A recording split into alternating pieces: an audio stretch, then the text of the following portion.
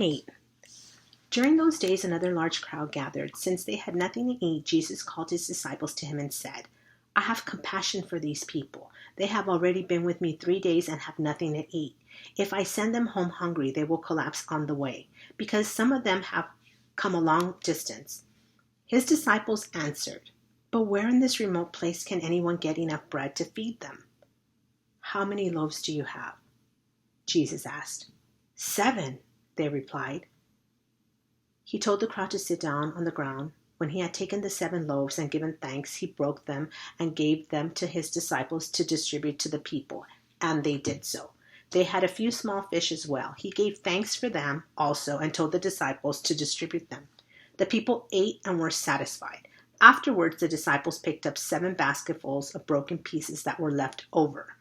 About 4,000 were present. After he had sent them away, he got into the boat with his disciples and went to the region of Dalmanutha.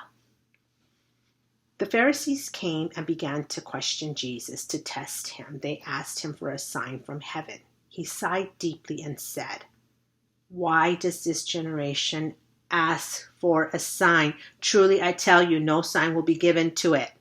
Then he left them and got back into the boat and crossed to the other side.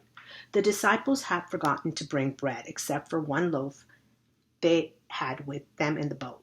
Be careful, Jesus warned them. Watch out for the yeast of the Pharisees and that of Herod. They discussed this with one another and said, It is because we have no bread. Aware of their discussion, Jesus asked them, Why are you talking about having no bread? Do you still not see or understand? Are your hearts hardened? Do you have eyes but fail to see and ears but fail to hear? And don't you remember when I broke the 5 loaves for the 5,000? How many basketful of pieces did you pick up? 12, they replied. And when I broke the 7 loaves for the 4,000, how many basketful of pieces did you pick up? They answered, 7. He said to them, Do you still not understand? They came to Bethsaida, and some people brought a blind man and begged Jesus to touch him. He took the blind man by the hand and led him outside the village. When he had spit on the man's eyes and put his hands on him, Jesus asked, Do you see anything? He looked up and said, I see people. They look like trees walking around. Once more, Jesus put his hands on the man's eyes. Then his eyes were open.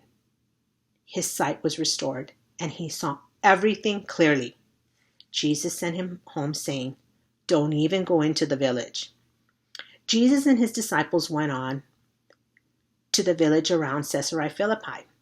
On the way, he asked them, Who do people say I am? They replied, Some say John the Baptist, others say Elijah, and still others one of the prophets. But what about you? He asked. Who do you say I am? Peter answered, You are the Messiah. Jesus warned them not to tell anyone about him. He then began to teach them that the Son of Man must suffer many things and be rejected by the elders, the chief priests, and the teachers of the law, and that he must be killed, and after the third day rise again. He spoke plainly about this, and Peter took him aside and began to rebuke him. But when Jesus turned and looked at his disciples, he rebuked Peter. Get behind me, Satan, he said. You do not have in mind the concerns of God, but merely human concerns. Then he called the crowd to him along with his disciples and said, Whoever wants to be my disciple must deny themselves and take up their cross and follow me. For whoever wants to save their life will lose it, but whoever loses their life for me and for the gospel will save it. What good is it for someone to gain the whole world, yet forfeit their soul? Or what can anyone give in exchange for their soul?